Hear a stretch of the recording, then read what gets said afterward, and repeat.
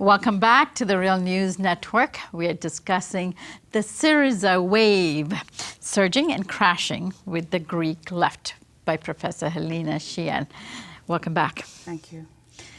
So in our first segment, we of course discussed the academic engagement with Syriza and those who supported Syriza from the get-go, and then the departures of some of them.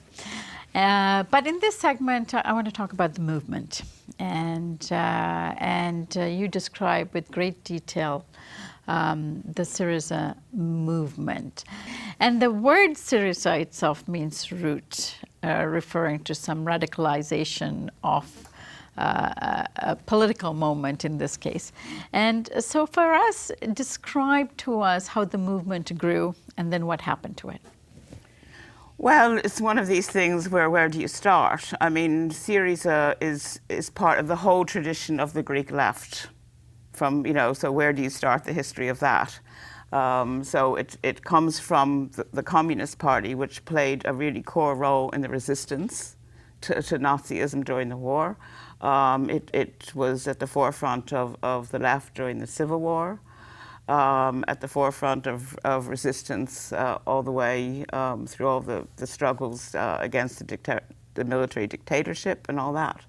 And Syriza has its roots in all of that.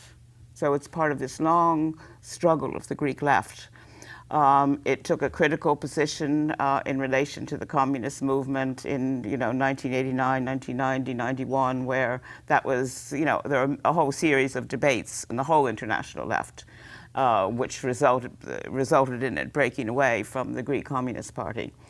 But it's been an integral part of the Greek left through all of this period, though prior to the election of 2012, it was only at 4%.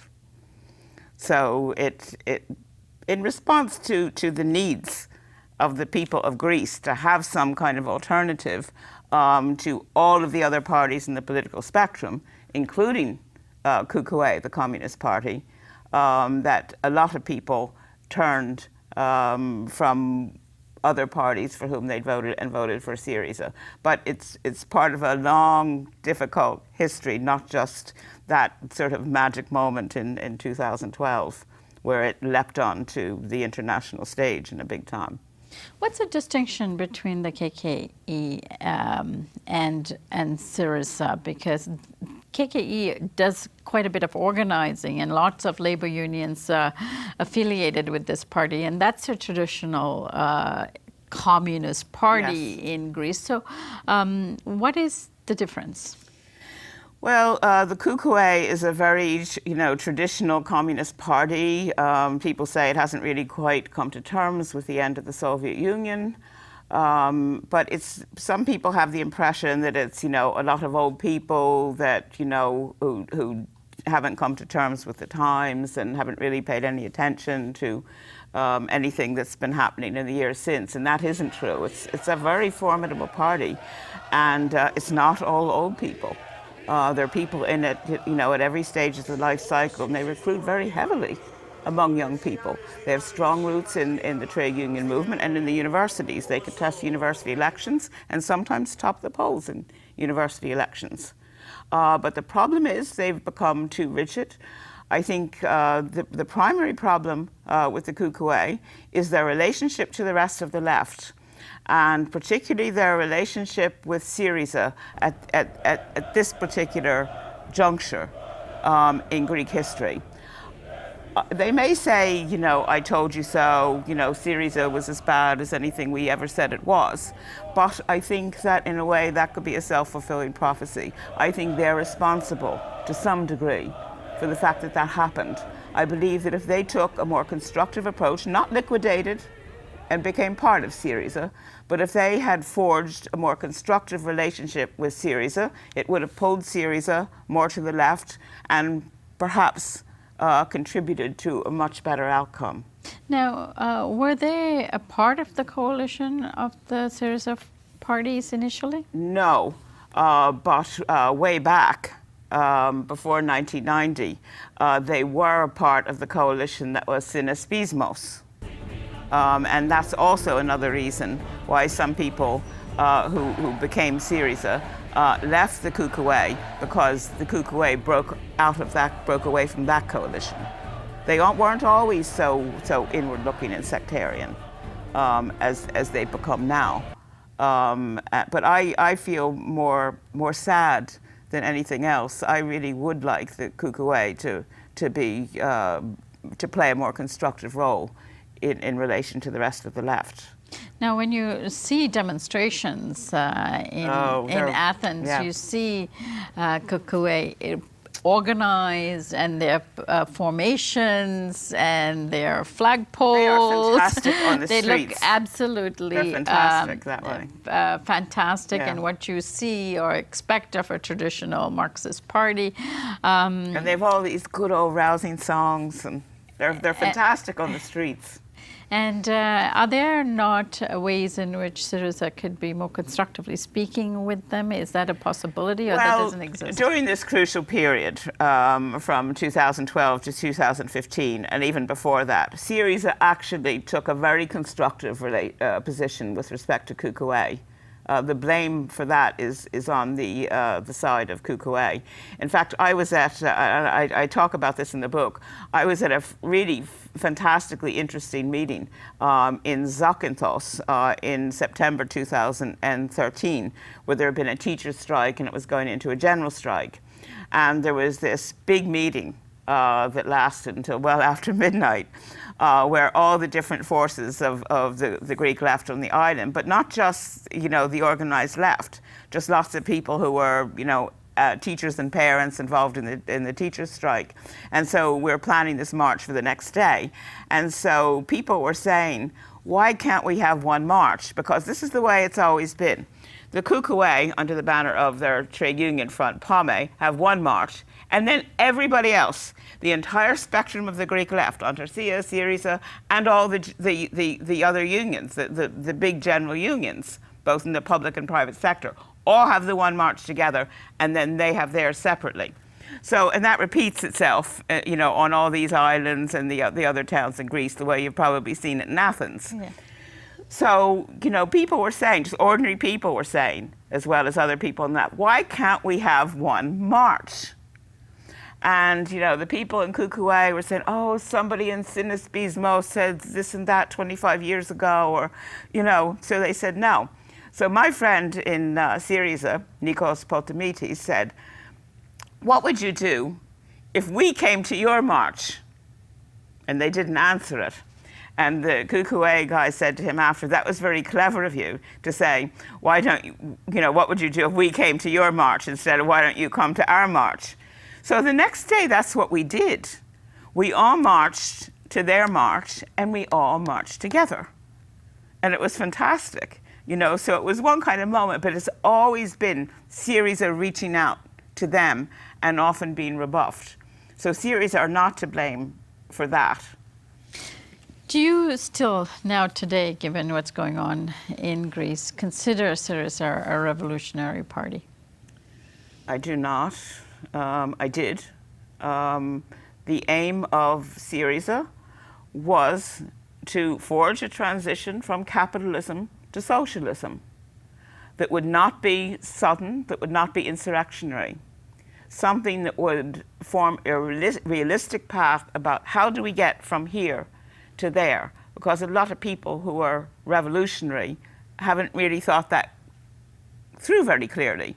And I was very impressed by people in Syriza and the way they were thinking about that in the way that I felt it needed to be thought. And but I think that they've taken a path now which is leading in the opposite direction. Not that that's what they intend, and not that there aren't still people in Syriza who want to find a path from capitalism to socialism. I accept their good faith, some of them, not all of them.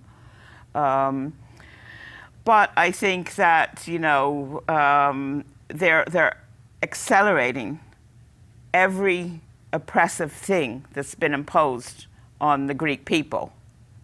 They're accelerating the expropriation. I don't accept this word austerity because, I grew up Catholic, and austerity was clean, disciplined living, and a thing you accepted to do yourself, not a thing that the most wealthy people in the world, who have everything they could ever want without doing a day's work, impose on other people who have less than they need and still work hard. So it's been this intensifying expropriation, and it's necessary, no matter how small a step, to begin to reverse the expropriation. But presiding over the intensification of that expropriation is not a road to socialism. The plunder that's going on of Greece. That's a good word for it. It is plunder. And the fire sale that's going on, and the way in which Greek national assets are being sold away in order to finance the debt. I have never met a more educated population collectively true. About what's going on in Greece. People can articulately speak about the economic context, the realities, and the language that highly educated people use in order to describe what's going You're on. correct. That's true. And I've spent years and years and years in Venezuela working with President Chavez and part of the Chavista movement and so on, where a population was getting educated in the same way. But when I arrived in Greece and talked to ordinary people about the debt crisis, about details of it, in terms of the banking crisis, in terms of mortgages, they were highly literate in terms of the political economy of what was going on in the country. With such an aware movement, conscious population and citizenry, Syriza must be just, members of Syriza governing party must be waking up every morning.